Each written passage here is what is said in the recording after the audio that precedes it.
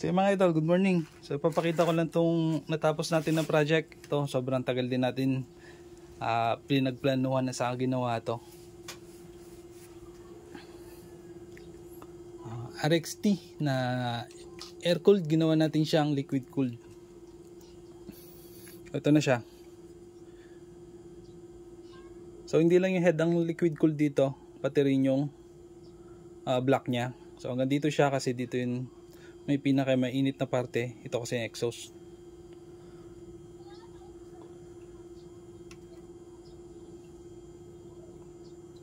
So yun siya. Tapos ito yung dome niya. Yan.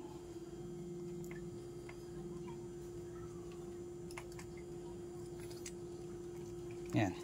So, bago tayo nakarating dyan, gumastos muna tayo umugol muna tayo ng maraming oras at saka pera. So ito yung original na gagawin dapat. Ayan.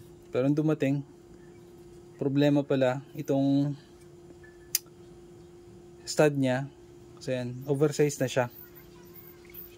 So meron siya nakabaon na bakal. Ayan.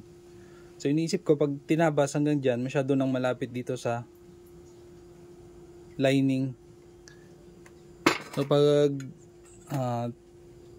kinabit na yung sleeve tapos tinigweld, masyadong malapit dito sa lining, baka may tendency siya na mag-warp, so ma-deform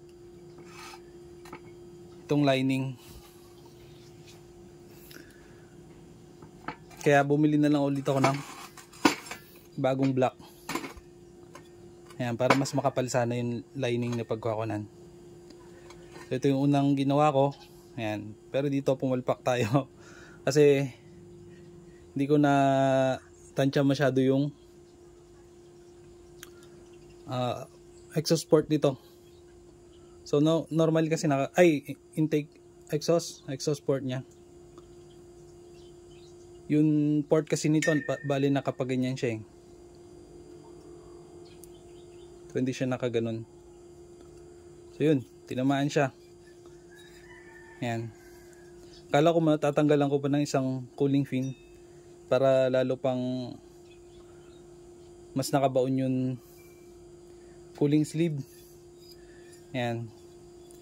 Pero at least nagkaroon tayo ng pattern na hanggang dito lang dapat tabasan.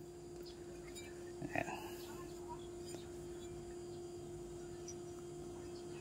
Ayun. So sira na naman to. So bumili ulit tayo ng brand new. So siya na yun.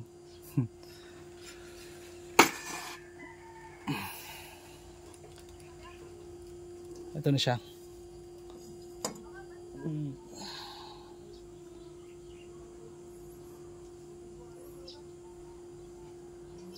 So yun. So at least meron na tayong unang nagawa. Madali na lang gumawa ulit ng iba kasi may pattern na. Next na gagawin natin, nandito na yung block ni Sir Pangkwan, RXC naman.